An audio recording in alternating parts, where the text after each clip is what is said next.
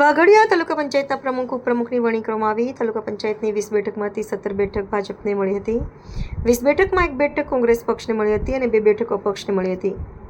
વાઘોડિયા તાલુકા પંચાયત ખાતે stamp ડ્યુટીના collector Dakshesh Makwana તેમજ તાલુકા વિકાસ અધિકારી દીપેશ પટેલ તેમજ વાઘોડિયા તાલુકા ભાજપ પ્રમુખ જયભાઈ જોશીની ઉપસ્થિતિમાં પ્રમુખ ઉપપ્રમુખની વરણી કરવામાં આવી હતી, જેમાં તાલુકા પંચાયતના પ્રમુખ તરીકે જયાબેન રાકેશભાઈ વસાવા તેમજ ઉપપ્રમુખ તરીકે વિષ્ણુબા હરિદત્તસિંહ ચૌહાણ, કારોબારી ચેરમેન તરીકે વિજયકુમાર રજનીકાંત પટેલ તેમજ પક્ષના નેતા જગદીશભાઈ શનાભાઈ પરમાર અને દંડક તરીકે પ્રકાશભાઈ મનુભાઈ ભાલિયાની નિમણૂક કરવામાં આવી હતી। નવનિયુક્ત તાલુકા પંચાયત પ્રમુખે અધૂરા વિકાસના કામો તેમજ નવા વિકાસના કામો કરવાની ખાતરી આપી હતી।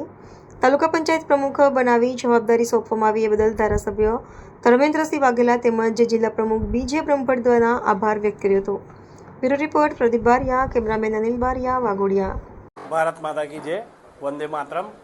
આજ રોજ વાઘોડિયા તાલુકામાં જે ભારતીય જનતા પાર્ટીમાંથી પ્રમુખ ઉપપ્રમુખ જે બિનહરીફ થયા છે એવા જયાબેન વસાવા પ્રમુખ તરીકે એમની નિમણૂક થઈ છે।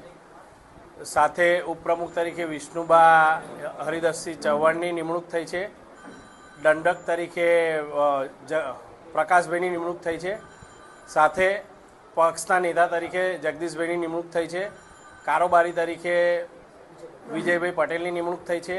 આ બધા અને ચૂંટાયેલી પાંખ અને સંગઠનની પાંખ સાથે મળી અને ભારતીય જનતા પાર્ટીનું ભૂપેન્દ્ર સાહેબ સરકારનું અને બાપુનું અમે નામ નહીં ડૂબાડીએ। અમે લોકો સારા કાર્ય કરીશું। ભારત માતા કી જય, વંદે માતરમ। ભારત માતા કી જય।